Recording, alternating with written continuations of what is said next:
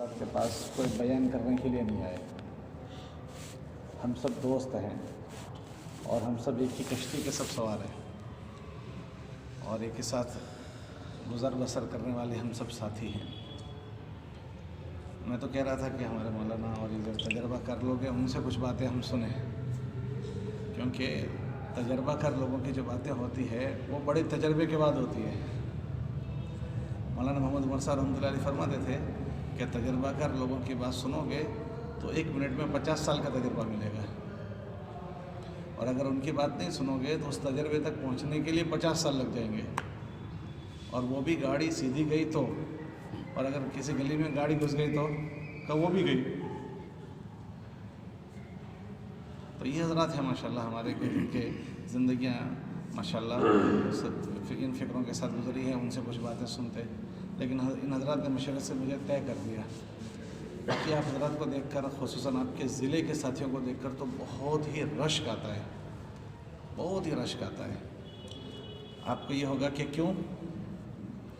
تو میں تو اپنے ضلع کی بات کہہ رہا ہوں. خالی آپ کے یہاں جو اتنی ماشاءاللہ بڑی تعداد میں آپ کے ضلع میں، ہمت نگر جو یہ سابرکاٹھا ضلع ہے، اس میں اللہ پاک نے اہل علم کو پیدا کیا ہے. ہمارے یہاں 2-3 ضلع ایسے ہیں، ایک بھروچ ضلع، ایک آپ کا یہ ضلع، اور مہسانہ اور بناسکٹھا. یہ ان اضلاع کا پورے صوبے پر احسان ہے، پورے صوبے پر احسان. اور اب تو یہ ان کے دینی افادیت جو ہے وہ ہمارے صوبے سے بڑھ کر اطراف کے صوبوں میں بھی ماشاءاللہ، راجستھان ہے، MP ہے. ہم لوگ وہاں گئے راجستھان میں 350 علماء مومن قوم کے، 350 علماء کس کو کہتے ہیں، اور کیسی قسم و پرسے میں، ہو سوچ نہیں سکتے. کل میں ایک گاؤں میں گیا تھا، ہمارے ضلع کے ایک گاؤں میں گیا تھا، تو وہاں جس مسجد میں گیا وہاں خالی 9 مکان ہیں، 9 مکان. میں نے کہا یہ امام صاحب کہاں سے ہیں؟ کہ سابرکاٹھا کے ہیں. وہاں ان کے رہنے کا کوئی نظم نہیں تھا، چھوٹا سا عبادت خانہ. ہمارے بحریہ کے قریب کا ایک گاؤں تھا، وہاں ہم لوگ ملاقات میں گئے ہوئے تھے. وہاں امام صاحب سابرکاٹھا کے، اور مسجد میں ان کو قیام کرنے کا چھوٹا سا. اللہ اکبر. وہ تو ان کو وہ ایک ماحول بنایا گیا، مزاج بنایا گیا، ان کی طبیعت بنائی گئی تو وہ اس ماحول میں جمے ہوئے ہیں. ورنہ میں ایسا سمجھ رہا تھا کہ وہاں آدمی کا جمنا بھی مشکل ہے. مسجد میں ایک استنجا خانہ تھا، وہی استنجا خانہ ان کا، اور جو غسل خانہ تھا وہی غسل خانہ ان کا، اور جو عبادت خانے کا ہال تھا وہ ان کے قیام کا. پھر میں وہاں سے بحریہ گیا تو وہاں مولانا سے میری ملاقات ہوئی تو میں خیر خیریت پوچھی، مولانا کہاں کیا ہوتا؟ کہ میں کیسر پورہ کا ہوں. وہاں آپ کے ذمے تو ابھی میں نے دیکھا ان کو 10-10 ہزار روپے تنخواہ ملتی ہے. 10 ہزار میں امامت کر رہے ہیں، بچوں کو پڑھا رہے ہیں، اور مسجد کا اور کچھ کام ہو وہ سارا کا سارا کر رہے ہیں. میں پریشان ہو گیا کہ 10 ہزار میں کتنی بڑی ذمہ داری ان کے ذمہ ڈالی. پھر اس کے پرسوں میں ایک گاؤں میں گیا تھا، مورا میں، تو وہاں مجھے مولانا سے ملاقات ہوئی. خیر خیریت پوچھنے کے بعد میں نے پوچھا کہاں سے ہو مولانا؟ تو کہا میں الول سے ہوں. تو میں نے کہا آپ کے کیا تنخواہیں دیتے ہیں؟ ان کو یہاں 18 سال ہو گئے، 18 اتنے قریباً سال ہو گئے، 2002 کے بعد وہ وہاں پہنچے تھے. تو میں نے کہا کہ آپ کے ذمہ یہاں کیا کام ہے؟ کہ مجھے مدرسہ پڑھانا ہے اور مجھے امامت بھی کرنی ہے، اور کچھ کام ہو تو وہ، اور مجھے 8,000 روپے دیتے ہیں. اللہ اکبر. تو یہ آپ حضرات کے ضلع کے ساتھیوں کو دیکھ کر تو بہت ہی رشک آتا ہے. لیکن اللہ کا احسان ہے کہ اس قسم پرسی کے بعد بھی وہ حضرات اپنے اپنے علاقوں میں جمے ہوئے ہیں اور بہت بڑی خیر اور بھلائی کے وجود میں آنے کا ذریعہ بن رہے ہیں. دنیا کی زندگی تو ہر ایک کے گزرنے کے لیے ہے ہی، اور گزر بھی رہی ہے. تو ان کی بھی گزر رہی ہے، سبھی کی گزر رہی ہے. لیکن کل قیامت کے دن پتہ چلے گا کہ اس قسم پرسی میں اللہ کے بندوں کو اللہ سے ملانے کی جو حضرات نے محنت کی، ان بستیوں میں بڑوں پر جو محنت ان کی ہوئی، چھوٹوں پر جو محنت ان کی ہوئی، اور ان کے بچوں پر جو محنت ہوئی، وہ کل قیامت کے دن ہی پتہ چلے گا کہ کون کیا کما کر آیا ہے. بلکہ ایسا لگتا ہے کہ ختم نبوت کے صدقے میں جو وارث نبی ہے اور اس کا جو ایک منشا ہے کہ بھئی نبی کا جو کام ہے وہ ان کے نائبین کا ہوگا. تو ان حضرات کو دیکھتے ہیں. ہمیں تو اپنے ضلع میں چلنے پھرنے کا موقع ملتا ہے. آج ظہر میں ایک مولوی صاحب ملنے آئے تھے اسی بستی کے، تو میرے پاس بیٹھ کر اتنے رو رہے تھے، میں ان کو تسلی نہیں دے سکا. بہت رو رہے تھے وہاں کے اپنے حالات کی وجہ سے. مسجد مدرسے کے حالات نہیں، بستی والوں میں محنت کرنے کے معاملے میں جو سہنا پڑ رہا ہے، सहना पड़ रहा है। मुझे कहने लगे कल मुझे जुमा में एक मुसल्ली कह रहा था चालती पड़ नीटो टपोड़ी ना खेश, मुझे ऐसा कह रहा है। तो वो सब बातें सुना कर रो रहे थे। फिर मैंने कहा मौलाना आपकी इस दुख को भी कोई नहीं समझ सकेगा और आपको कोई दे भी नहीं सकता है। आप अल्लाह ही से कहें, अल्लाह ही हमारा मावा और हमारा मलजा अल्लाह ही है। ये तो कुछ कर्जदारी जो हमारे सामने, ये मैंने 2 दिन की आपको कर्जदारी सुनाई। ऐसे पता नहीं कितने देहात और कितनी बस्तियाँ जहाँ आपके ज़िले के उलमा माशाल्लाह खिदमत अंजाम दे रहे हैं। और वो कौन है कि वो आप ही के यहाँ के या तो बिलवास्ता या बिला वास्ता दोस्त या शागिर्द आप ही के होंगे। तो आप हज़रात के पास तो आकर बहुत और ख़ुसूसन ये 2 दिन में जो सबसे मेरी मुलाकातें हुई तब तो मेरा दिल एकदम वो हो गया। मैंने कहा ये हज़रात ऐसे कस्मों परसी की हालत में खिदमत अंजाम देते हैं। और ऐसा नहीं होता कि वो माली हालत में कमज़ोर हैं इसलिए दीनी खिदमत देने के लिए गए, ऐसा नहीं होता। बस चूँकि हम ज़माने तालिब इल्म में ही हमारा एक ज़हन ये बनाया जाता है कि हम अल्लाह का कलमा दुनिया में ज़िंदा करने के लिए हैं। हमारा हदफ ही है कि हमारे ज़रिए से अल्लाह के कलमे को दुनिया में ज़िंदा करवा दें। तो आप देखें कि माशाल्लाह अच्छी इस्तेदाद के बच्चे और अच्छे घरों के बच्चे ऐसे मैं एक मरतबा वहाँ गया वेरावल, तो मुझे मौली इमरान है यहाँ के आपके यहीं के कहीं के इस्लाम तो इस्लाम बुरा क्या पता नहीं, तो मुझे आकर कहने लगे मौलाना मैं आज एक मौली साहब को आपके पास लेकर आऊँगा, तो उनसे आप थोड़ी सी बात करेंगे। मैंने कहा क्यों, क्या बात हो गई? कि वो हमारे यहाँ गिर के जंगल में है, हमारे मोमन हैं हमारी गिर के जंगल में हैं। आज उनकी बहुत पिटाई हुई है, आज उनको बहुत मारा है और उनका वहाँ बहुत बड़ा असर है। अगर वो उस बस्ती को छोड़कर चले गए ना तो इतने सालों की मेहनत हमारी पानी में चली जाएगी। उनको ये फ़िक्र है, मौलाना को मौली इमरान को ये फ़िक्र है कि वो हमारा सारा किया कराए सब गैर मानुस लोगों ने उनको बहुत आज मारा है। तो आप मैं उनको लेकर आऊँगा, आप थोड़ी बात करोगे? मैंने कहा ज़रूर लाऊंगी, लेकिन उनको क्या बात करूँगा। तो वो उनको लेकर आए, तो मैं उनकी खैरियत मैंने पूछी और बिठाया। बैठने के बाद मैंने उनसे दीन पर हालात जो आते हैं उस पर जो सब बर्दाश्त करते हैं अल्लाह उनको क्या देते हैं, इस तरह की मैं बात उनसे कर रहा था। तो मुझे कहने लगे मौलवी साहब आप ऐसा समझ रहे हैं कि आप मुझे आज मार पड़ी है तो उनका चेहरा लाल है और जिस्म सुर्ख है, जिस्म पर निशान है। मैं हैरत कर गया कैसे मारा होगा इनको।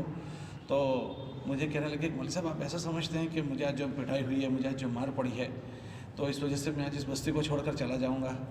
मौलाना ये तो साल के बाद मेरे नबी अलैहिस्सलाम वाली सुन्नत मुझे ज़िंदा करने का मौका मिला है। मेरे नबी मारे गए हैं और मैं ऐसा नहीं हूँ कि मैं घर से दुखा हुआ हूँ इसलिए यहाँ पड़ा हूँ, इसलिए नहीं, बल्कि इस बस्ती की कस्बा पुरसी को जो देख कर मैं यहाँ पड़ा हूँ। मैं ऐसे घर का बेटा हूँ। फिर उन्होंने सुनाया मेरा ये कारोबार है, आप फ़लाँ को जानते हैं? मैंने कहा जानता हूँ कि ये कारोबार वाला मैं आदमी हूँ, मैं उनका बेटा हूँ, लेकिन मैंने अब्बा से इजाज़त ली है, इजाज़त लेकर मैंने यहाँ पड़ाव डाला हुआ है कि ये दुख समझा हुआ था। तो दुख देख कर आपके यहाँ के उलमा की जमात हमारे वहाँ चल रही थी गुज़िश्ता दिनों में, तो हमारे वहाँ एक बस्ती है सनैया। वो सनैया बस्ती किसी ज़माने में हिजरत करके किसी सूबे से आई हुई थी, मेवाती कौम है पुरानी, और वो मदारी कौम है। मदारी पिछले दिनों में वो मदारी थे, अब तो माशाल्लाह किसी न किसी दर्जे में संभले हुए हैं। वो मौलवी साहब जब वहाँ वक्त लगा कर गुजर कर आए तो उनका रुख भी उस बस्ती में बना था। हमको मेरी मस्जिद में भी वो आए तो कहने लगे मौलवी साहब मैंने अपने अब्बा को राज़ी कर दिया है, मैं इस बस्ती को देख कर आया हूँ, अब मेरा जी नहीं चाहता कि मैं यहाँ से इस बस्ती से वापस जाऊँ। अगर आप हज़रात मेरा मशवरा करें तो मैं उस बस्ती में खिदमत के लिए तैयार हूँ।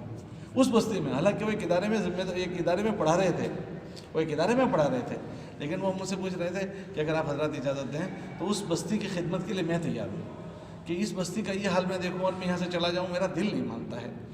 तो ये इन शक्लों को देखकर, और वो सब अक्सर आपके ज़िले के या मेहसाणा या बनासकांठा, और चूँकि हमारे ज़िले में तो अक्सर साबरकांठा के ज़िले के ही उलमा हमारे वहाँ तो आए, तो इन सब की ये सारी चीज़ें देखकर तो बहुत रश्क आता है आप हज़रात को देखकर।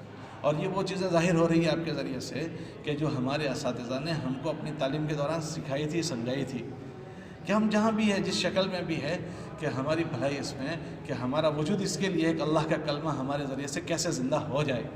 इसलिए आप देखें कि जिन शौक़ों को जिस रास्ते से तक़वियत पहुँचाने का मौका मिलता है तो माशाल्लाह पहुँचा रहे हैं। जिन शौक़ों को हमारे नबी अलैहिस्सलाम के लाई हुए जितनी भी मेहनत हैं, आपके यहाँ के उलमा को देखते हैं कि सर हमें मौलाना शरीफ साहब अभी आपके दरमियान में थे, हम सब के बीच में हमारे बड़े थे, लेकिन मैंने उनको देखा इतने बड़े आदमी होकर इतनी बड़ी किताब पढ़ाने के बाद तबलीग में इनकी इतनी ज़िंदगी लग गई, लेकिन जब वो कोई बात बड़ों से पूछते थे तो ऐसे पूछते थे जैसे जानते ही नहीं है, अनजान आदमी हो ऐसे पूछते थे, छोटे बनकर। एक छोटे के خود صاحب مجاز آدمی ہے، خود صاحب نسبت آدمی ہے اور کسی بزرگ کے مجاز ہے، لیکن شاید زندگی میں کسی کوشش سے نہیں ظاہر ہونے دیا کہ مجھے فلانا نے خلافت دی ہے اور میں فلانا کا مجاز ہوں اور میرے سے اتنے بیعت ہو گئے اور میں ان کو بیعت کر رہا ہوں۔ میں نے تو ان کو ہزار سفر میں کبھی نہیں دیکھا کہ اس کی کوئی جھلک بھی انہوں نے ظاہر ہونے دی ہو۔ آپ نے اس کا محسوس کیا کبھی؟ ہم لوگ وہاں گئے تھے تو تعزیت میں ان کے وہاں گئے تھے، پھر اس کے بعد اور حضرات سے بھی ملنا جلنا ہوا، تو کچھ لوگ بڑالی کے کہنے لگے کہ ہمارا تو سب کچھ لوٹ گیا، ہمارا تو سب کچھ چلا گیا، کہ ہماری مدرسے کے اطراف میں جو برادری تھی سب میمن برادری اور پتہ نہیں کیسی کیسی برادری کے لوگ تھے، لیکن مولانا روز عصر کے بعد اہتمام سے جو ان کو ملنے جاتے تھے اور اختلاط کرتے تھے، ذہن سازی کرتے تھے، حالانکہ میمن عام طور سے بہت پکے بدعت میں ہوتے ہیں، بہت زیادہ مضبوط بدعت میں۔ اب دیکھو زیادہ بدعت کو فنڈنگ جو ہوتی ہے، مالی تعاون ہوتا ہے، وہ اکثر میمن حضرات کی طرف سے ہی ہوتا ہے۔ ہم تو دیکھتے ہیں وہاں بمبئی میں، سورت میں اور ملکوں میں بھی، آپ دیکھو ملکوں میں یہاں سے میمن گئے ہیں ہجرت کر کے تو انہوں نے یہاں سے بدعت کو بھی وہاں بلایا، ورنہ افریقہ کے جنگل میں کون بدعت کو جانتا تھا، یورپ میں کون بدعت کو جانتا تھا، لیکن انہوں نے یہاں سے اس فکر کے لوگوں کو بلایا اور اس کو پروان انہوں نے چڑھایا۔ ہمارے مولوی یاسین کہہ رہے تھے کہ میرے نانا نے پوری درگاہ بنوا دی، ایسی برادری کو انہوں نے اس جنگل سے نکالا، تو وہ ملے تو کہنے لگے ہمارا تو سب کچھ لوٹ گیا کہ ہمیں سارے دلدل سے مولانا نے نکالا ہے، لیکن مولانا نے ایسی تھوڑی چھمندر کر کے نکالا تھا۔ مولانا کی جو باتیں لوگوں سے سنی، اس دن ہم وہاں کے اسلام پورہ مدرسے میں تھے، تب ابو بکر بھائی سنا رہے تھے کہ 25 سال ہو گئے مولانا کو کہ وہ اپنی فیملی کے ساتھ اپنی عید نہیں کر پائے ہیں۔ اب ماہ مبارک میں کون ایسا ہوگا کہ جس کے تمنا نہ ہو کہ عید میرے گھر والوں کے ساتھ میری ہو؟ کون ایسا ہوگا؟ لیکن مولانا کی باتیں سنا رہے تھے کہ 25 سال گزر گئے، نہ ماہ مبارک گھر میں گزارا ہے، نہ ماہ مبارک کے بعد جو عید ہے وہ اپنے بچوں کے ساتھ وہ کر سکے ہیں۔ پھر ہم لوگ اسلام وہاں گئے تاج پوری میں ان کے گھر تعزیت کے لیے، تو گھر والوں نے تو عجیب بات وہاں کے مقامی مولوی یونس صاحب اور شیخ یونس صاحب وغیرہ نے جو سنائی اور حیرت ہوئی۔ وہ کہنے لگے مولانا کو اتنے سالوں کے بعد اتنا وقفہ گھر میں رہنے کا موقع ملا ہے، لیکن اس میں انہوں نے جو نقل و حرکت کی ہے، وہ کہہ رہے تھے، ایک مولانا تھے، وہ کہنے لگے کہ میں نے دیکھا ہے کہ ہماری بستی کا شاید کوئی بالغ مرد ایسا ہو کہ جس کی مولانا نے ملاقات نہ کی ہو اس دوران قیام، شاید کوئی آدمی ہو جس کی مولانا نے ملاقات نہ کی ہو۔ اور پھر کہہ رہے تھے کہ 100% مجمع ہمارا نماز میں آنے والا بن گیا، گشت میں جتنے نماز میں اتنے ہی گشت میں آنے والے بنے۔ پھر وہ کہنے لگے کہ ایک مرتبہ دیکھا، تفقد کیا کہ 2 آدمی گشت میں نہیں ہیں، تو مولانا پریشان ہو گئے کہ ہماری پوری بستی سے 2 آدمی گشت میں نہیں ہے، وہ کون کیا ہوگا؟ کہ پھر تفقد کیا تو پتہ چلا وہ دونوں کسی کام کی غرض سے ہمت نگر گئے ہوئے تھے، اس لیے کہ تو یہ تو ایک مثال ہمارے سامنے آئی۔ ایسے تو پتہ نہیں آپ کے یہاں کے حضرات کی پتہ نہیں، اس دن میں اپنی مسجد میں بیٹھا ہوا تھا، آپ کے علاقے کی کوئی جماعت تھی، تو مولانا نے قاری عبدالستار صاحب ملنے آئے ہوں گے، کسی نکاح کی تقریب میں آئے ہوئے تھے۔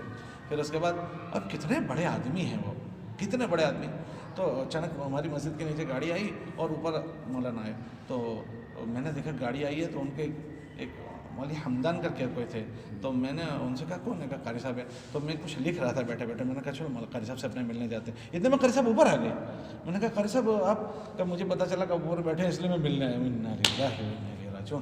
ہم ابھی قلم دوات رکھ رہے ہیں، ہاتھ میں جو قلم اور کاغذ ہے وہ رکھنے کی بات کر رہے ہیں، اور اتنے بڑے اوپر آ رہے ہیں اور پھر جماعت کو تسلی کے جملے کہہ رہے ہیں۔ تو میں یہ عرض کر رہا تھا کہ آپ کے علاقے کے جو ماشاءاللہ اہل علم ہیں، آپ کو بھی نہیں پتہ، مجھے بھی نہیں پتہ، جو کون کون کہاں بکھرے ہوئے ہیں اور کیا کیا اللہ کے دین کی خدمات کر رہے ہیں۔ تو میں اسی لیے ابھی آپ کو پوچھ رہا تھا کہ یہاں جو یہ مجمع اتنا غیر مانوس ہے، وہ آبائی غیر مانوس ہے یا ان کا ایسا ماحول نہیں ملا؟ مجھے حیرت ان ساری چیزوں کے پیش نظر یہ تھوڑی سی ہو رہی تھی۔ تو آپ حضرات سے ہم کوئی بیان کرنے کے لیے نہیں آئے ہیں، آپ حضرات کے تو خود جو زندگیاں ہیں وہ واقعی ہم سب کے لیے اور پتہ نہیں کتنوں کے لیے نمونہ ہے۔ ہمارا جہلوت دیکھ لو، ہمارا سندرام پور دیکھ لو، ہمارا باہریا دیکھ لو، ہمارے لوناوڑا کی پٹی پر یہ جو ابھی وہاں خدمت انجام دے رہے تھے وہ ان کے دیہاتوں میں، وہ سب آپ ہی کے حضرات کے، آپ ہی کے علاقے کے لوگ ہیں، اور ان حضرات کی یہ زندگیاں دیکھ کر تو ہم ان کو کیا کچھ قابل مذاکرہ، کوئی ہم ان سے مذاکرہ کریں؟ ان کا تو وجود ہی، یہ میں کوئی مجاملہ نہیں کر رہا ہوں، میں نے آپ کو یہ 2-4 باتوں کی کرداری سنائی، میں اس میں آپ کو کوئی خوش کرنے کی بات نہیں کہہ رہا ہوں، اور میں کوئی تکلف کی بات نہیں کہہ رہا ہوں۔ یہ تو کل قیامت کے دن امت دیکھے گی کہ کیا کیا کون کیا کر کے آیا ہے۔ اور وہ مولوی صاحب کی میں نے نہیں بات سنائی، وہ مجھے یوں کہہ رہے تھے کہ مولوی صاحب آپ ایسا سمجھتے ہیں کہ میں گھر کا مجبور ہوں اس لیے اس بستی میں پڑھا ہوں، کہ اس لیے نہیں، یہ تو ہمارے اساتذہ نے ہم کو جو سکھایا تھا اور جو ایک بات سمجھائی ہے، بس وہ ہم سے کیسے وجود میں آ جائے اس کے لیے یہاں پڑھا ہوا ہوں، ورنہ میں فلاں گھر کا بیٹا ہوں اور میرے یہ کاروبار کی شکلیں ہیں، لیکن میں صرف اس کے لیے پڑھا ہوں۔ آپ حضرات بھی اپنے اپنی جگہوں پر کیا کیا خدمات انجام دے رہے ہوں گے وہ آپ جانتے ہیں اور آپ کا اللہ ہی جانتا ہے. بس یہ تو بیٹھنا جلنا اس لیے ہوتا ہے کہ ہم اسی دنیا میں رہتے ہیں جس دنیا میں سارے لوگ رہتے ہیں، اور جیسے یہ دنیا اور سب پر اثر کر جاتی ہے ایسے ہم پر اور آپ پر بھی اثر کر سکتی ہے. صحابہ فرماتے تھے کہ اللہ کے نبی علیہ السلام ہم آپ کی مجلس میں بیٹھتے ہیں تو ہماری کیفیت الگ ہوتی ہے، اور آپ سے جب اٹھ کر جاتے ہیں تو ہماری کیفیت بدل جاتی ہے. اس دنیا میں ہم بھی رہتے ہیں تو ہمیں نہیں پتہ کہ کس وقت کا کہنا کس وقت کا سننا، اور کہنا سننا ہر ایک کو اثر کرتا ہے. جو باتیں کانوں میں پڑتی ہیں وہ کانوں پر پڑنے والی آواز ہر ایک پر اثر کرتی ہی کرتی ہے، وہ چاہے اچھی آواز ہو یا غلط آواز ہو. ایک بار سنے، 2 بار سنے، 10 بار سنے تو اس کی آپ دیکھو آدمی اچھا خاصا سکون سے بیٹھا ہے اور گانا کہیں بجا ہوتا ہے تو اگر جس کی اس سے مناسبت ہوتا ہے نا، گانا سننے والے یوں ہی ہلنے لگتے ہیں، یوں ہلنے لگتے ہیں، یوں ہلنے لگتے ہیں. وہ پتہ نہیں گانا کہاں بج رہا ہے اور اس کا یہاں جسم حرکت میں آ جاتا ہے. گانا پتہ نہیں کس گھر میں بج رہا ہے، کون سے راستے پر بج رہا ہے، لیکن آدمی کے کیوں اس سے اس کو مناسبت ہے، اس گانوں کی دھن سے اس کو مناسبت ہو گئی تو کہیں کی آواز یہاں پڑتی ہے وہاں یہ حرکت میں آ جاتا ہے. شیطان نے جس دن آدم علیہ السلام کو اللہ پاک نے دنیا سے نکالا تو دنیا سے نکالا اس دن شیطان کو بھی نکالا تھا. اس دن شیطان کو بھی اللہ نے دنیا سے میں اتارا تھا.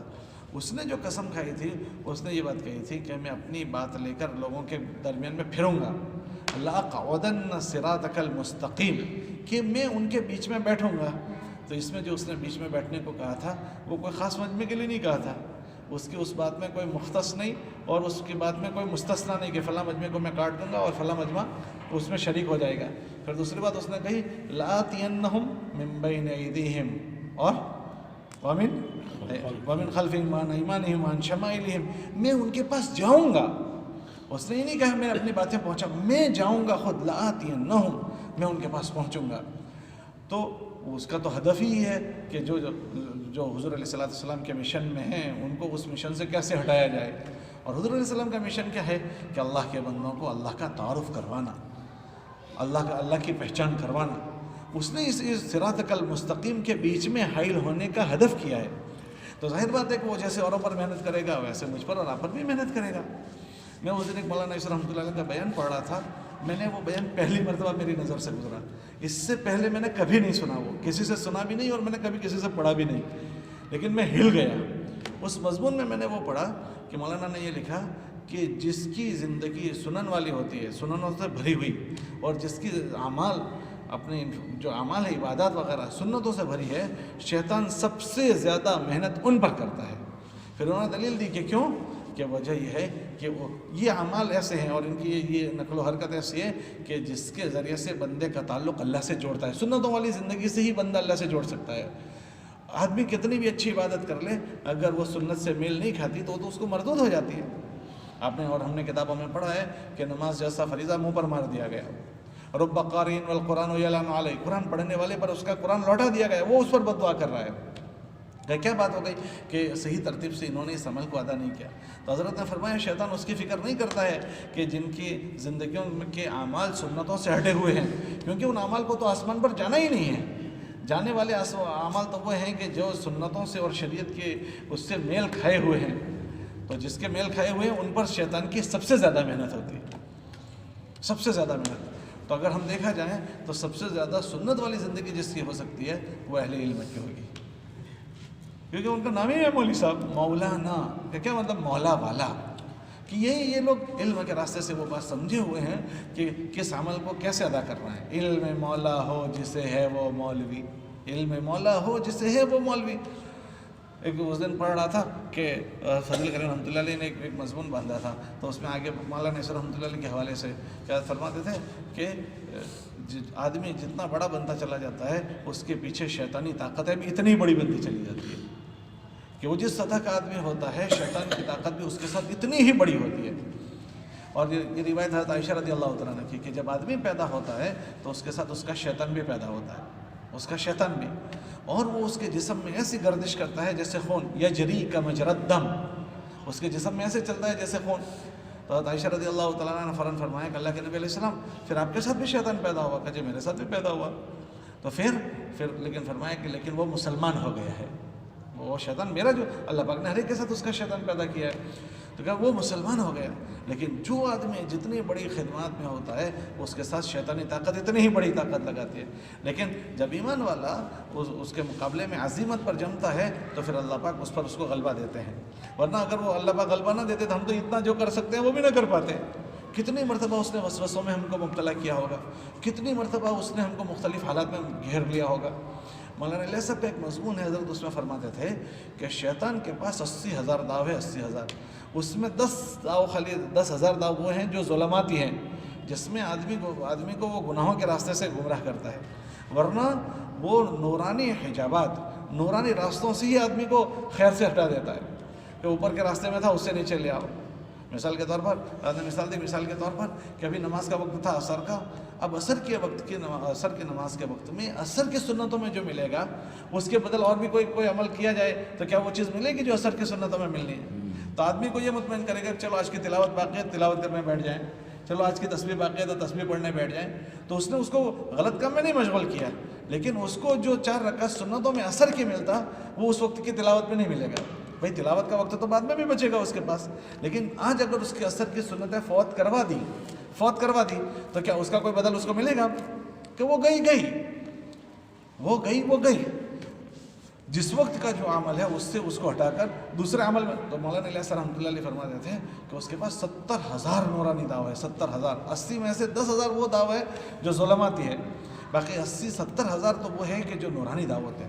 تو اللہ کا احسان ہے کہ اللہ نے ہم سب کو اس پہ مشغول کیا ہے, تو ہم بھی ان مذاکروں کے محتاج ہوتے ہیں. ہمارے نبی علیہ السلام نے فرمایا ذکر فإن الذکر تنفع المؤمنین. تو اس مومنین میں ہم سب شامل ہیں. اسی لیے مذاکرے ہوتے ہیں تاکہ خدا نہ کرے وہ ہے نا تلبیس ابلیس کہ وہ پتہ نہیں کیسے راستوں سے اگر کون سے نبض دبا دیتا ہے. شیطان جو ہے, شیطان اس کو اللہ پاک نے نبیوں سے پہلے پیدا کیا ہے, نبیوں سے پہلے وہ پیدا ہوا ہے, اور اس نے سارے نبیوں پر اپنا زور لگایا ہے, سارے نبیوں پر اس کی طاقت لگی ہے. وہ سب کی نبض دبانا جانتا ہے کہ کس کی کون سے نام سے نبض دبانے کی, کسی کے بیوی کے نام سے, کسی کے امی کے نام سے, کسی کے بچوں کے نام سے, مختلف راستوں سے. وہ کب کے آپ دیکھو نا, آدم علیہ السلام جنت میں ہیں تو جنت میں وہ ورغلانے کے لیے گیا تو وہ قابو میں نہیں آئے, تو اس نے وہاں عورت کو استعمال کیا, ان کے گھر والوں کو استعمال کر رہا ہے. اپنے رمیہ جمرات پر جاتے ہیں تو 3 جگہ کنکر مارتے ہیں, تو ہم علماء ہی تو کہتے ہیں کہ بھئی یہاں کیوں مارتے ہیں, کہ اس نے ابراہیم علیہ السلام کو ورغلایا, وہ نہیں قابو میں آئے تو بیوی کو سمجھانے گیا, وہ نہیں قابو میں آئے, بچے کو سمجھانے گیا. یہ تینوں جگہ پر یہ واقعات پیش آ گئے. وہ اپنی بات ورغلانے کی وہ اس میں پیچھے ہٹ نہیں کرتا ہے. اس کی تو آخری کوشش یہ ہوتی ہے کہ موت تک آدمی پر محنت ہو اور آدمی صحیح ڈگر سے ہٹ جائیں, صحیح فکروں سے ہٹ جائیں. تو یہ ہمارا آپس میں بیٹھنا, کہنا, سننا, یہ کوئی واعظ نصیحت کے لیے نہیں, من باب ذکر, یاد دہانی کے لیے. اور جو جتنا زیادہ ماشاءاللہ متوجہ ہے اعمال کی طرف, اور جس بندے کو اللہ جتنا استعمال کر رہا ہے, جس بندے کو اللہ پاک جتنا استعمال کر رہا ہے وہ بندہ بہت خوش قسمت ہے اور سعادت مند ہے. لیکن وہ اتنا ہی زیادہ ڈرے گا. ایک تو ہمارا شیطان دشمن ہے, اور اس سے زیادہ جو ہمارا سخت دشمن ہے وہ ہمارا نفس ہے. حضرت جی رحمۃ اللہ علیہ سے ایک مرتبہ کسی نے پوچھا, حضرت جی شیطان کو تو جو گمراہ کیا ہے وہ شیطان تو ہے, وہ ہم سب کو گمراہ کرتا ہے, لیکن شیطان کو کس نے ورغلا دیا؟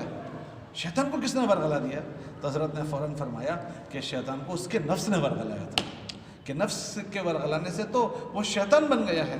وہ نفس بھی ہمارے ساتھ جڑا ہوا ہے, اور نفس کی صفت اللہ نے قرآن میں بیان کی, ان النفس لامارۃ بالسوء, وہ سیدھا غلط رخ پر آدمی کو ڈالتا ہے. ابھی میں ظہر سے پہلے حضرت تقی صاحب کو پڑھ رہا تھا تو ان کا ایک مضمون پڑھ کر اللہ اکبر, اس میں انہوں نے مضمون باندھا تھا خطبہ اور واعظین کے لیے, خطبہ اور واعظین کے نام سے. انہوں نے کہا کہ ایک مجمع ہوگا جو جہنم میں ہوگا, اور جب ان کو ڈالا جائے گا تو ان کے پیٹ سے ان کی آنتیں باہر آ چکی ہوگی, اور وہ ان آنتوں کے گرد گھومیں گے, اور وہ آنتیں ان سے لپٹتی چلی جائے گی. اور پھر مثال دی جیسے گھنٹی کا گدھا ہوتا ہے, جو پہلے گھنٹی پیلنے کی ہوتی تھی, بڑی ہوتی تھی, اس کے ساتھ گدھا باندھو, وہ اس کو گھماتی رہتی تھی. کہ ایسے کہ جب اس کو ڈالا جائے گا تو لوگ اس کے پاس جہنم والے جمع ہو جائیں گے, کتنی سخت ترین سزا تجھے کیسے دی جا رہی ہے کہ تیرے پیٹ کے آنت نکل کر تجھے لپیٹے جا رہے ہیں, کیا ہو گیا تجھے؟ حضرت نے اس میں آخر میں مضمون میں لکھا کہ پھر وہ کہیں گے, لوگ ان سے پوچھیں گے کیا آپ وہ لوگ نہیں ہو کہ آپ لوگوں کو نصیحت کی باتیں کرتے تھے, بھلائی کی باتیں کرتے تھے, آپ یہ کرتے تھے, آپ کیا وہ نہیں ہو؟ آپ کے طفیل تو بہت ساروں کو، آپ کو کس لیے سزا دی جا رہی ہے؟ تو حضرت نے آخر میں مضمون باندھا کہ یہ صرف یہ ہوگا کہ ان کے اس عمل میں ان کے نفس کا حصہ ہو چکا ہوگا، کہ کرسی پر بیٹھے ہیں، بات دین کی کر رہے ہیں، لیکن اندر جذبہ یہ ہو رہا ہے کہ میری شہرت ہو، میری واہ واہ ہو، لوگ مجھے سلام کریں، کہ یہ بات تو دین کی ہو رہی ہے، لیکن نیت کے فساد کی وجہ سے وہی بات اس کو جہنم میں سزا کا ذریعہ بن رہی ہے۔ سزا تو حضرت فرماتے تھے کہ ہمارے ساتھ جو سب سے زیادہ حملہ کرتا ہے وہ پھر نفس کر جاتا ہے، کہ اچھا خاصا کیا کرایا، تھوڑے سے فساد نیت کی وجہ سے وہ جہنم کا ایندھن بنوا دیتا ہے، جہنم کا سرمایہ بن جاتا ہے۔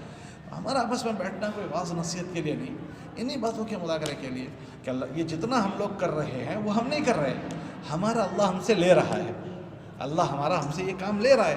ورنہ ہم دیکھیں کہ علاقے میں، بستیوں میں کیسے کیسے باصلاحیت لوگ ہیں، کیسے کیسے بااستعداد لوگ ہیں، لیکن جس کو اللہ توفیق دیں انہی کا استعمال ہوتا ہے۔ اللہ یعلم حیث یجعل رسالتہ، کس سے کہاں کیا کام لینا ہے وہ اللہ ہی کی مشیت سے ہوتا ہے۔ اللہ کے وہاں کسی کا حسب نسب کوئی نہیں چلتا کہ فلاں خاندان، فلاں رشتہ داری، فلاں اور فلاں کا کوئی نہیں چلتا۔ اللہ جس کو استعمال کرنا چاہیں اللہ پاک اس کو توفیق دے دیتے ہیں۔ اس لیے ہمارے نبی علیہ السلام کی مسنون دعاؤں میں ایک دعا ہے کہ اے اللہ تو ہمیں ہدایت یافتہ لوگوں جیسی توفیق دے۔ اللہم انا نسألک توفیق اہل الہدی، کہ اللہ تو ہمیں ہدایت یافتہ لوگوں کی توفیق دے، انبیاء والی۔ انبیاء سب سے زیادہ مہتدی لوگ ہیں، ورنہ دنیا میں ہم دیکھیں کہ آدمی برائی کا ذریعہ بن جاتا ہے۔ حضرت حسین رضی اللہ تعالیٰ عنہ کے ساتھ اتنا زبردست جو بات پیش آئی ہے، وہ پیش کرنے والے تھوڑی کوئی غیر مسلم تھے، وہ سارے کے سارے لوگ وہ تھے کہ جو بڑے پتہ نہیں کیسے کیسے گھروں کے لوگ تھے۔ حضرت امام حسن کو اتنا بڑا زہر کا جو واقعہ پیش آیا، کوئی پرائے تھوڑی تھی، وہاں تو کوئی غیر مسلم بستا بھی نہیں تھا، لیکن یہ اپنے ہی لوگ تھے کہ جو ان کے ساتھ صبح شام کرنے والے تھے۔ تو پتہ نہیں کون کس کے لیے استعمال ہو جاتا ہے۔ اس لیے یہ ایک ڈرنے کی چیز ہوتی ہے، اور جو ڈرتے ہوئے چلتے ہیں وہ منزل کو پہنچتے ہیں۔ من خاف ادلج، جو رات کو ڈرتے ہیں وہ تیز تیز چلتے ہیں۔ ومن ادلج بلغ المنزل، الا ان صلۃ اللہ الغالیہ، الا ان صلۃ اللہ الجنہ۔ تو اللہ کا احسان ہے کہ اللہ پاک ہم سب کو استعمال کر رہے ہیں، ورنہ ہم دیکھیں چلتے پھرتے کہ کیسے کیسے صلاحیت والے لوگ ہوتے ہیں، لیکن کیا ہر صلاحیت والے کی استعداد استعمال میں آ جاتی ہے؟ کہ اللہ پاک جس کو استعمال کر لیں وہی، اور جب اللہ پاک استعمال کرنا طے کر لیتے ہیں تو اللہ پاک وہ سارے اسباب دے دیتے ہیں جو اس چیز کے وجود میں آنے کے لیے ضروری ہوتے ہیں۔ صلاحیت بھی دے دیتے ہیں، اگر مال کی ضرورت ہو تو اللہ ایسے لوگ، یا تو اللہ ہمیں اتنا مال دے دیتے ہیں، یا ایسے لوگوں کو اللہ ہمارے معاون بنا دیتے ہیں۔ ہمارے نبی علیہ السلام، حضرت موسیٰ علیہ السلام کے بعد جو ہے نا، موسیٰ علیہ السلام کے بعد اللہ نے ان کو معاون دینے کے موقع پر کیا فرمایا؟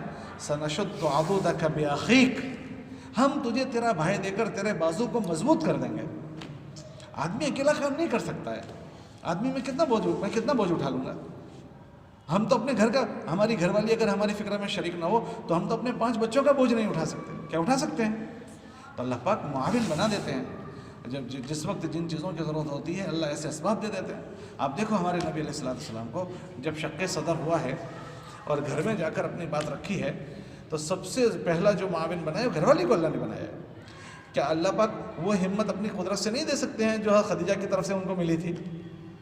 حالانکہ انبیاء کی طاقت تو کتنی بڑی ہوتی ہے، لیکن اللہ پاک نے یہ دنیا کو دارالاسباب بنایا ہے، اس دنیا کو اللہ نے سبب کے ساتھ چلایا ہے۔ تو فوراً خدیجہ کیا کہنے لگی رضی اللہ عنہا وارضا کہ تمہارے ساتھ ایسی ایسی چیزیں ہوئی ہیں، میں تمہیں اپنے بھائی کے پاس لے جاتی ہوں۔ تو ورقہ ابن نوفل کے پاس لے گئے، تو ورقہ ابن نوفل نے جب باتیں سنی تو ایک دم کیا کہا کہ اچھا ان کے ساتھ ایسا ایسا ہوا ہے، تو پھر یہ نبی ہے۔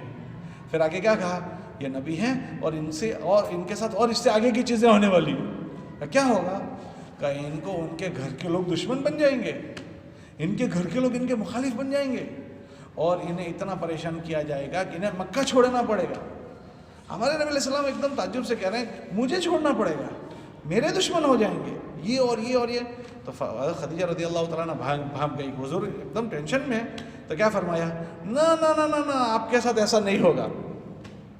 تسلی دے رہی ہے اللہ پاک، معاون بنا کر معاون اپنی گھر والی کو معاون بنوا رہے ہیں اور ان کو دھارس بندھوا رہے ہیں، اور انہوں نے دھارس بندھائی، تسلی دی، اور خالی تسلی کے بول نہیں بولے، اس کے اوپر اس کی دلیل دی۔ تحمل الکل، تکسب المعدوم، تقری الضیف، یہ جو باتیں ساری کے ساری کہی، آپ تو مہمان نواز ہیں، آپ تو گمراہ لوگوں کو راستہ بتاتے ہیں، آپ لوگوں کا بوجھ ڈھاتے ہیں، آپ یہ کرتے ہیں، اور جو ایسا کرتا ہے اللہ اس کو ضائع نہیں کرے گا۔ کہ اللہ پاک نے اپنے نبی علیہ السلام کو تسلی کے لیے ایسے افراد دے دیے کہ جو ان کے ہجرت کے موقع پر حضور علیہ السلام جانے کی بات کہہ رہے ہیں کہ ابوبکر ہمیں سفر کرنا ہے، تو ابوبکر صدیق کیا فرما رہے ہیں کہ مجھے پتہ چل گیا تھا کہ اللہ آپ کو لے جائیں گے، میں نے پہلے ہی 2 اونٹنیاں تیار کر کے رکھی ہے۔ کیسے فدا، ایسے لوگ اللہ نے ان کو دیے کہ پہلے سے 2 اونٹنیاں تیار کر کے رکھی ہے۔ مکہ پہنچے مدینہ منورہ، مسجد کی جگہ کی ضرورت پڑ رہی ہے، تو پوچھی کہ بھئی یہ جگہ بہت مناسب ہے، یہ لے لی جائے۔ تو دونوں بیٹوں کو اللہ پاک ہی دل میں بات ڈال رہے ہیں، وہ پیش کر رہے ہیں کہ اللہ کے نبی آپ اس کو ایسے ہی قبول کر لو۔ ہمارے نبی نے فرمایا نہیں، یہ آپ مجھے دے دیں، جب میرے پاس آئے گا میں دے دوں گا۔ تو جب اللہ جیسے انبیاء علیہ الصلوۃ والتسلیمات کی مدد کرتے ہیں، ایسے ہی اللہ پاک نبیوں کا کام کرنے والوں کی بھی مدد کرتے ہیں۔ آپ دیکھ لیں کہ یہ 8,000 روپے تنخواہ، 10,000 روپے تنخواہ، لیکن اللہ پاک کیسے خوشحال رکھتے ہیں۔ آپ کسی مولوی صاحب کے متعلق نہیں سنو گے کہ وہ اتنا قرضہ کر کے فلاں کا بھاگ گیا، اتنا قرضہ کر کے مر گیا، اور اللہ پاک سکون کی زندگی جلا رہا ہے اور عافیت کے ساتھ جلا رہا ہے۔ اور ہمارے مولانا عبد الغنی صاحب تھے رحمۃ اللہ علیہ، صوبہ گجرات کے ذمہ دار تھے، وہ کہتے تھے کہ میرا بھائی پوسٹ میں تھا اور میں مسجد کی امامت کرتا تھا، میری 15 روپے تنخواہ تھی اور اس کی 150 روپے تنخواہ تھی۔ ایسا کبھی نہیں ہوا ہے کہ مہینے کے ختم پر وہ میرے پاس قرضہ لینے نہ آیا ہو، اور ایسا کبھی نہیں ہوا ہے کہ میں اس کے پاس قرضہ لینے کے لیے گیا ہوں۔ یہ کیا چیزیں ہوتی ہے کہ یہ اللہ کی طرف سے چیزیں ہوتی ہے۔ تو یہ اللہ کا دین ہے، دہیش ہے۔ یہ ہم سب جب بیٹھتے ہیں کوئی بعض نصیحت کے لیے نہیں، ان باتوں کو آپس میں دہرانے کے لیے کہ اللہ کا احسان مانے کہ اللہ نے اپنے فضل سے یہ ساری چیزیں دی ہے۔ یہ محض اللہ کی مہربانی ہے، محض اللہ کا فضل ہے۔ یہ ہم نہیں سیکھنے گئے، ہم نہیں کر رہے۔ اللہ قرآن میں فرماتے ہیں قل بفضل اللہ وبرحمتہ فبذلک فلیفرحوا۔ ہم اس میں کہیں احساس کمتری کا شکار نہیں ہوں گے کہ ہمارے پاس کیا ہے کیا نہیں ہے۔ اگر اس کو اور اس میں جو اللہ جس خدمت میں ہمیں مشغول کیا ہے اور اخلاص کے ساتھ، تندہی کے ساتھ اگر اس میں ہم مشغول ہوئے تو پھر اللہ کی اور مددیں بڑھتی جائے گی اور مدد۔ دیکھو ہمارے مشائخ جہاں پڑھ گئے اور جہاں انہوں نے اپنی خدمات شروع کی، اللہ نے اسباب پیدا کر دیا۔ دیوبند کی آپ بنیاد دیکھ لیں، ماں صاحب کی بنیاد دیکھ لیں، سارے مشائخ کی دیکھ لیں، سارے مشائخ کی۔ ابھی ہمارے مہاجرین یہاں سے گئے ہوئے، تقی صاحب کے وہاں آپ گئے ہوں، جو بھی گئے ہوں، اللہ نے ہم کو موقع دیا تھا، ہم ان کے وہاں گئے تھے، وہ مہاجر ہیں، یہاں سے گئے ہوئے ہیں، لیکن اللہ پاک نے اپنے ملک کی سطح پر، عالم کی سطح پر کیا بات ہو گئی کہ یہ اس مشن میں لگے ہوئے ہیں جس مشن کی ان کو ذمہ داری دی گئی ہے۔ تو حالات کا تاثر لیے بغیر، دیکھو بھائی فتنے تو آئیں گے، اور ایسے ایسے فتنے آئیں گے کہ ہمارے نبی علیہ السلام کی بات کا مفہوم نہیں ہے کہ جیسے صبح روز طلوع ہوتی ہے ایسے فتنے نئی صبح کے ساتھ طلوع ہوں گے۔ اور آخر زمانے میں تو ایسے حالات آنے والے ہیں، ایسے خطرناک حالات آنے والے ہیں کہ صبح کا مسلمان شام کو کافر ہو گیا ہوگا۔ اور ہمارے نبی علیہ السلام کی بات کا مفہوم یہ ہے کہ دین پر چلنا ایسا بھاری ہو جائے گا جیسے ہاتھ میں انگارے لینا، ہاتھ میں انگارے لینا جیسے مشکل چیزیں، ایسے فتنے آنے والے ہیں۔ لیکن ان ماحول میں اللہ نے ہم کو وجود دیا ہے، ہم کیا کر سکتے ہیں؟ ہم کیا کر سکتے ہیں؟ ہم اپنے بس میں جو کر سکتے ہیں اس میں اگر کمی نہیں رہی تو انشاءاللہ جس دن ہم دنیا سے جائیں گے نا تو اس دن ہمارا خالی جانا نہیں ہوگا، اللہ کے وہاں سے بڑا استقبال ہوگا۔ ہم یہ امت کا جتنا مجمع ہے نا وہ کیسا بھی ہوں، لیکن کسی نہ کسی درجے میں اہل علم سے اللہ نے اس مجمع کو جوڑ دیا ہے، جیسے نبیوں سے جوڑ دیتے ہیں ایسے۔ دیکھو اس امت کے چھوٹے چھوٹے بچے ہوتے ہیں، وہ سب سے پہلے ہم سے جڑتے ہیں، ہمارے مکتب سے۔ بولو ہمارے مکتب سے جڑتے نہیں جڑتے؟ اگر میرا یہ ہدف بن جائے کہ یہ بچے آج بچے ہیں، یہ بچے کل بچے نہیں رہیں گے، کل یہ بڑے ہونے والے ہیں، تو لاؤ میں ان بچوں کو خالی پڑھاؤں نہیں، ان کی ذہن سازی کروں، میں ان کو تیار کروں، افراد سازی، مردم سازی۔ تو سچ بتاؤ اگر میں پڑھانے کے دوران میری یہ ذہنیت ہو کہ مجھے اس بچے کو تیار کرنا ہے تو میرا رویہ اس کے ساتھ الگ ہوگا نہیں ہوگا؟ کہ میرا رویہ اس سے الگ ہو جائے گا۔ میں نے بھی دیکھا ایک بچہ تھا، حفظ میں تھا، تو وہ بچہ 4 سال سے حفظ کر رہا تھا، تو اس نے 17 پارے کیے۔ ایک استاد سے کہا کہ یار فلانے کا بیٹا ہے، 4 سالوں کے 17 پارے ہوئے ہیں، یہ کسی طرح کور ہو جائیں۔ تو لاک ڈاؤن میں انہوں نے اس کو اپنے پاس لیا، اتنے 6 مہینوں میں 13 پارے اس کے پاس ہو گئے، 13 پارے۔ تو میں حیرت کر گیا، یہ کیا ہوا، یہ کیسے ہوا؟ کہ اس استاد نے اس بچے کو مانوس کر لیا، کور کر لیا، اور اس کو ایک رخ پڑ، ایک بڑے گھر کا بچہ تھا کہ اس خاندان میں اگر کوئی پیدا ہو گیا تو یہ اپنے خاندان کو سنبھال لے گا۔ ہمارے پڑوس میں حاجی عبد الوہاب صاحب ہیں، وہ کہتے ہیں برادریوں میں علماء کو پیدا کر لو، علماء ہی اچھے غلط کو سمجھیں گے اور اپنی قوموں کو اور اپنی نسلوں کو وہی سنبھالیں گے۔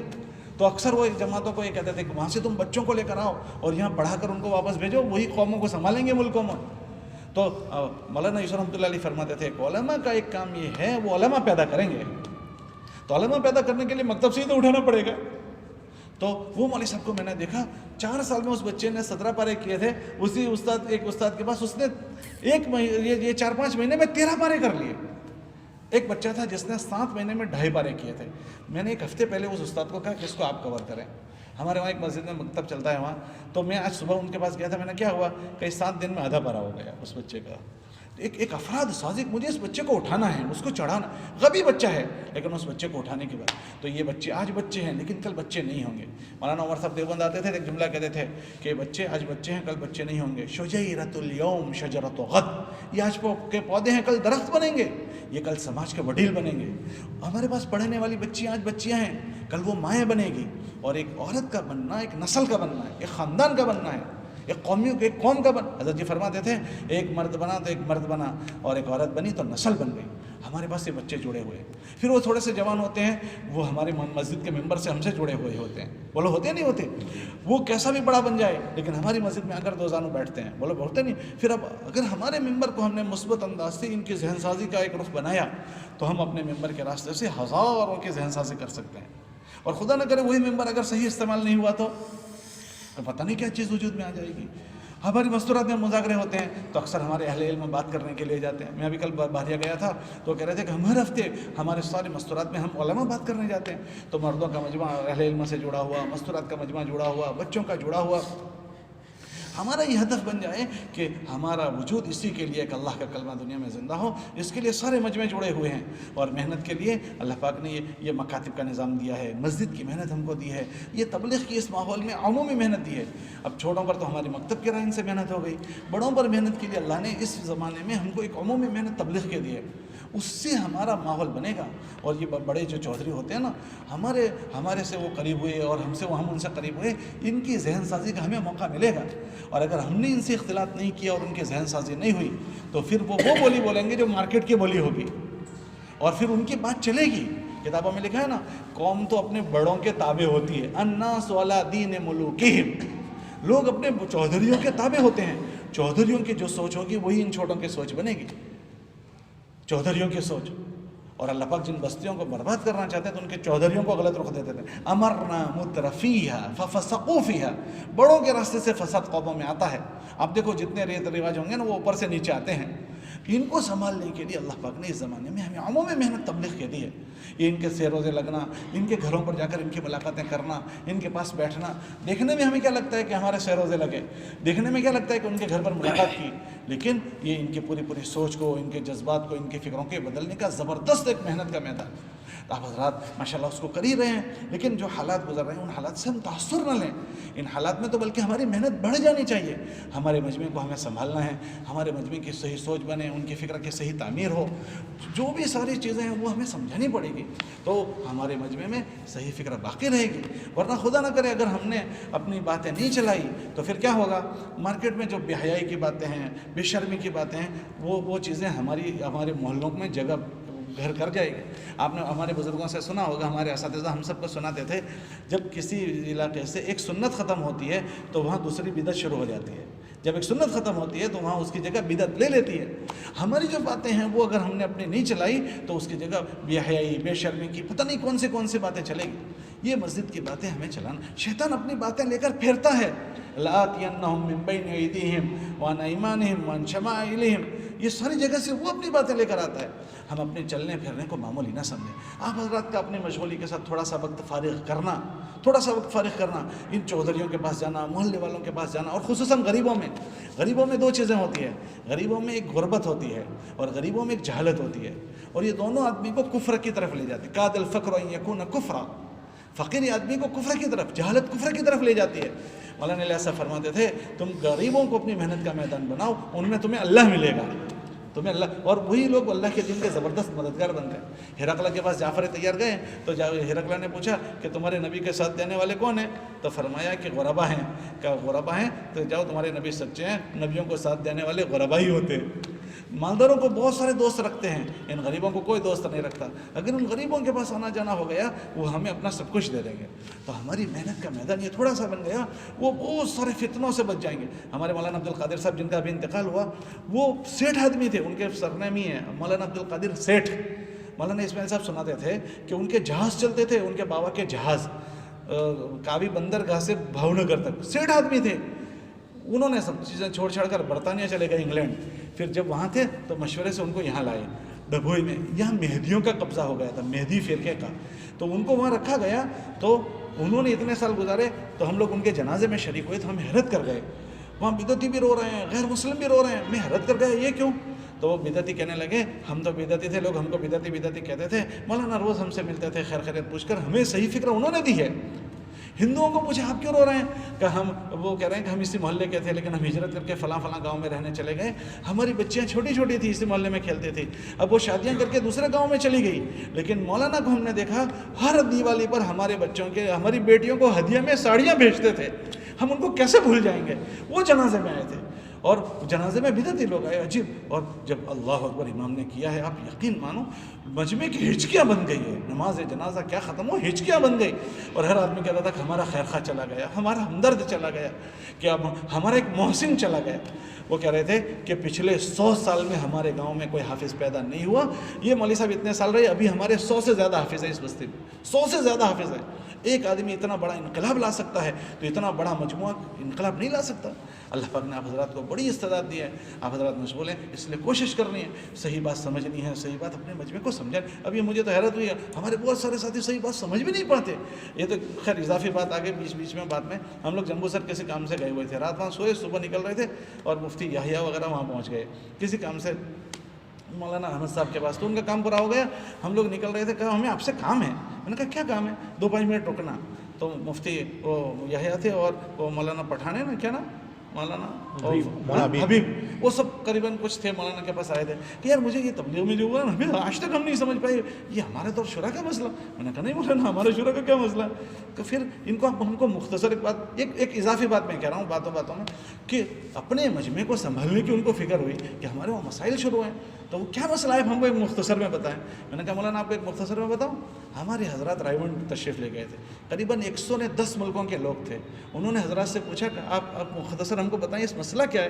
तो हज़रात ने उनको कहा कि हमारी बातों में सिर्फ 3 बातें, हमारी चौथी कोई बात नहीं। क्या 3 बातें हैं? हमारा शुरा का मसला नंबर 2 की बात है।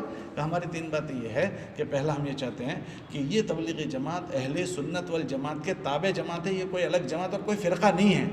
ये अहले सुन्नत वल जमात के ताबे रहें, ये कोई फ़िरका ना बन जाए। तो वो कहने लगे फ़िरके का क्या मतलब? दारुल उलूम देवबंद ने अपना 31 मार्च वाले ख़त में लिखा है कि जो बातें चलाई जा रही है इस कुर्सी से, हम इस पर से ये महसूस कर रहे हैं कि आपको एक कोई नया फ़िरका बनाने के दर पे हैं, एक नया फ़िरका बन जाएगा। तो हम ये चाहते हैं कि इसमें इस कुर्सी से वही बातें कही जाए जो अहले सुन्नत वल जमात की बातें हों, उससे हटकर कोई बात ना हो। दूसरा हम ये चाहते हैं कि ये ख़ानदान का काम नहीं है, ये उम्मत का काम है, ये उम्मत में रहें, किसी ख़ानदान की मीरास न बन जाए। अगर ख़ानदान की मीरास बन गया तो ऐसे होगा जैसे ख़ानदान चाहेगा। फिर तीसरी बात हम ये चाहते हैं कि इसका एक 100 साला नहज है, उस नहज से हटकर कोई बात ना हो कि मनो आंसू बहाकर इसको अल्लाह से कबूल करवाया गया है। अगर और कोई नहज आ गया तो इसमें 2 चीज़ें हैं, वो टूट जाएगी। क्या 2 चीज़ें हैं? एक तो चीज़ ये है कि इसमें आदमी की अपनी तरबियत हो, दूसरा आदमी मेहनत करने वाले से दूसरे बंदे चले जाएं। कि इसमें अगर ये जो नहज है उसमें उसका कैसे निज़ाम है? तो हमारे बड़ों ने समझाया, ये जो फ़ज़ाइल की किताबें हैं ना, हम ये समझते हैं फ़ज़ाइल की किताब है। हमारे हज़रात ने कहा कि इसको मशवरे से दीन के वो 5 अरकान, ईमानियात, इबादत, मामलात, माशरत और अखलाकियत, उसकी सही तलब उम्मत में पैदा हो जाए, उसके अबवाब लिखवाए गए। ईमानियात लिखवाया गया, फिर इबादत के 5 अरकान, ईमान, नमाज, रोज़ा, ज़कात और हज, ये 5 कि अल्लाह को वो अमाल कैसे पसंद है, वो मजमे को सुनाओ ताकि वो इबादत सही ज़िंदा हो। फिर मामलात, हराम क्या है, हलाल क्या है, उसको सुनाओ मजमे को। फिर माशरत क्या है, अम्मी का क्या हक़, बाप का क्या हक़, पड़ोसियों का क्या हक़, वो सुनाओ। और फिर अखलाकियात, और ये किताबें सुनवाई गई, तो उससे आदमी की अपनी ज़िंदगी बनती थी। अगर उसके मुकाबले में और चीज़ लाएंगे तो हमारे बुजुर्ग कहते थे, भाई देखो 6 नंबर पूरा दीन नहीं है, उस पर चलने से पूरे दीन पर चलना आसान होगा। अब ये बात कही जाए कि भाई 6 नंबर पूरा दीन है, तो बताओ भला क्या क्या होगा? आग लग जाएगी। क्या 6 नंबर को हम पूरा दीन कहेंगे? तो ये उनसे मुज़ाकरा हुआ कि हमारे बड़ों ने उन 110 मुल्कों वालों को ये बात समझाई। कहा हमें भी ये बात ज़हन में नहीं आई थी, क्या इतनी पेचीदा ये बात है? हम तो ऐसा समझते थे ये भी हदीस की किताब है, ये भी हदीस की किताब है, ये पढ़ लें तो क्या हो, ये पढ़ लें तो क्या मसला है? कहना एक इसको मुरतब किया गया है इस उन्वान से। एक तो अपने बनने के, अगर इसको हटा दिया गया तो अपने बनने की जो मेहनत थी वो ख़त्म हो जाएगी। दूसरी बड़ी मेहनत थी बनने की, लोगों के पास जाकर ان سے ملنا. میاں جی محراب مولانا الیاس صاحب کے ساتھیوں میں سے تھے. وہ یوں فرماتے تھے کہ ایسی محنت کا نظام بناؤ, ہر 15 دن میں مسلمان سے ملو. وہ پتہ نہیں اگر نہیں ملنا ہوا وہ بیچارہ مسلمان ضائع ہو جائے گا. تو ہمارے وہاں نظام یہ ہوتا تھا کہ جماعت کسی مسجد میں ٹھہرے تو وہ ملاقاتوں کا ایسا نظام بنائے کہ مسجد کے اطراف کا کوئی بالغ مکان نہ چھوٹے, کوئی بالغ کا گھر نہ چھوٹے, ایسی ملاقات کا نظام بناؤ. اب یہ بات کہی جائے کہ بھائی نہیں, لوگوں کو مسجد میں لا کر بات کرو, مسجد میں بات کرنا سنت ہے, مسجد کے علاوہ سنت نبیوں کا طریقہ نہیں ہے. تو اگر مسجد کے باہر نہیں جایا جائے گا تو کیا رہے آپ کی مولانا, وہ بازار کے لوگ مسجدوں میں آئیں گے تو ہماری اپنی محنت بھی ٹوٹی اور لوگوں پر محنت کا نظام بھی ٹوٹ گیا, نقشہ ہی ٹوٹ جائے گا. وہ کہنے لگے بس ہم اس بات کو اتنی پیچیدگی کے ساتھ سمجھ نہیں پائے تھے, ہم کو تھوڑا سمجھنا تھا. اللہ کا احسان ہوا کہ آپ لوگ یہاں آ گئے تو ہمیں مقدر سے ملاقات ہو گئی, تو ہمیں بات معلوم کرنی تھی. چلو آپ لوگ ہو گئے. میں نے کہا یہ ہماری بات نہیں ہے, ہمارے بڑوں نے اپنے خط میں ہی لکھا تھا کہ ہم کوئی چیز نہیں چاہتے. ہم تو یہ چاہتے ہیں کہ جمہور اہل سنت والجماعت کے تابع رہیں. ہم یہ چاہتے ہیں کہ اپنے پرانے نہج پر رہیں تاکہ آدمیوں کی اپنی تربیت ہو اور اس محنت کے ذریعے سے اللہ امت کی تربیت کرے. اور تیسری بات کہ یہ خاندان کے کام نہ بنے, یہ امت کا ہے, امت میں رہیں. تو بہرحال میں عرض یہ کر رہا تھا, ہمیں ساری باتیں سمجھنی ہوگی, اپنے مجموعوں کو سمجھانا ہوگا. اگر وقت پر ہم نے اپنی بات نہیں سنبھالی تو پھر جو گھڑے پڑیں گے نا اس کا پورن بھی آپ ہی کو کرنا پڑے گا, اس کا پورن بھی. تو ہماری کوشش یہ ہو کہ گھڑے نہ پڑیں, صحیح فکر, تعلیم کی اچھی مضبوط فکر, ہماری مسجد کی اچھی ذہن سازی کی بات جمعہ کے ذریعے سے, ہماری ملاقاتوں کے ذریعے سے ہمارے مجمع کو صحیح فکر کے ساتھ جوڑنا. انشاءاللہ اگر آپ حضرات نے اس کی فکر کر لی تو غلط کو گھسنے کی جگہ نہیں رہے گی. وہ جو جب دیوار پھٹتی ہے نا تو اس میں کیڑے گھستے ہیں. اس لیے آپ حضرات سے گزارش ہے, آپ حضرات تو محنت کر ہی رہے ہو, لیکن بھائی فتنے تو آتے رہیں گے, اس سے متاثر نہیں ہونا.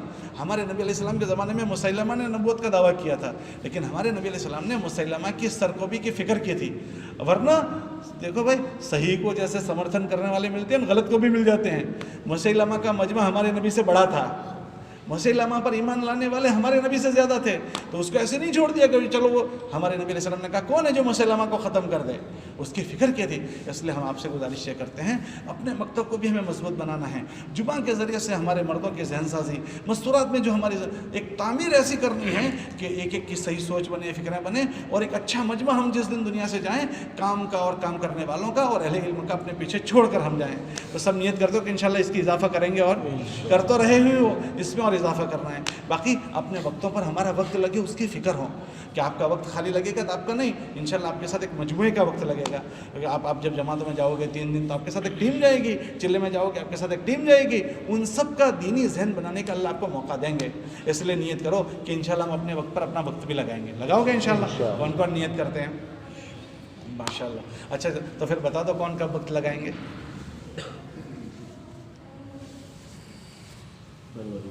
ماشاءاللہ مولانا فروری میں, ابھی فروری کی 10 تاریخ سے جماعت بھی جاری ہے, چلے کی بھی جاری ہے, 4 مہینے کے. ماشاءاللہ آپ کے ضلع کے تو تقریباً 40 علماء ابھی سال لگا رہے ہیں. تو جن کے سال باقی ہے وہ سال کے ارادے کر لیں, باقی جن کے سال لگ گئے ہیں وہ کم سے کم ہمارا سالانہ چلہ تو سبھی کا لگے. سب لگائیں گے انشاءاللہ. مولانا کہہ رہے ہیں فروری میں, اور علماء کب فرمانا جی, آپ بھی فروری میں, اور بھی فرمائیں بھائی.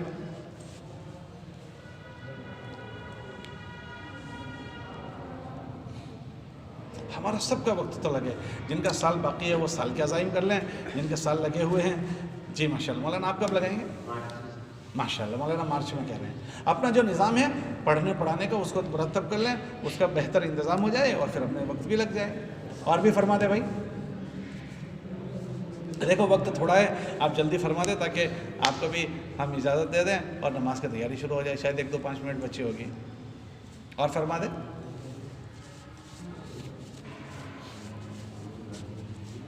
سبھی کا کم سے کم سالانہ وقت تو سبھی کا لگے. جی اور بھی فرما دیں.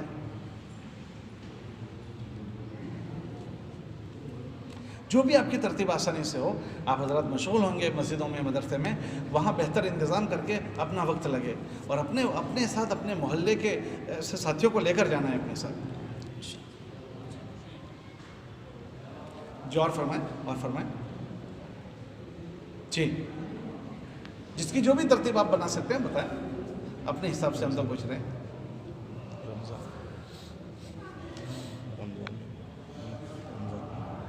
جی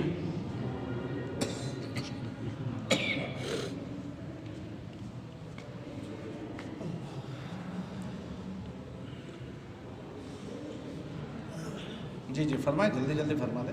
دیکھو وقت بہت تھوڑا ہے، شاید اذان میں 1-2 منٹ بچی ہوگی. کتنے بچی ہے؟ 1 منٹ بچی ہے. جی مول صاحب بھی کہہ رہے ہیں کب لگائیں گے؟ ابھی آپ حضرات کے بس میں نیت ہے، نیت کرو اور اپنے جگہ پر ترتیب بنانا. تو نیت تو سب کرتے ہیں کہ انشاءاللہ ہم بہت جلدی اپنا کم سے کم سالانہ چلا تو ضرور لگائیں گے. کون کون نیت کرتے ہیں؟ ماشاءاللہ. چلو اللہ توفیق دے. ٹھیک ہے. سبحان اللہ و بحمدہ سبحان اللہ. ماشاءاللہ سارے علماء کا مغرب کے بعد کھانے کا نظم کیا ہے، سب کھانا کھا کر جائیں گے.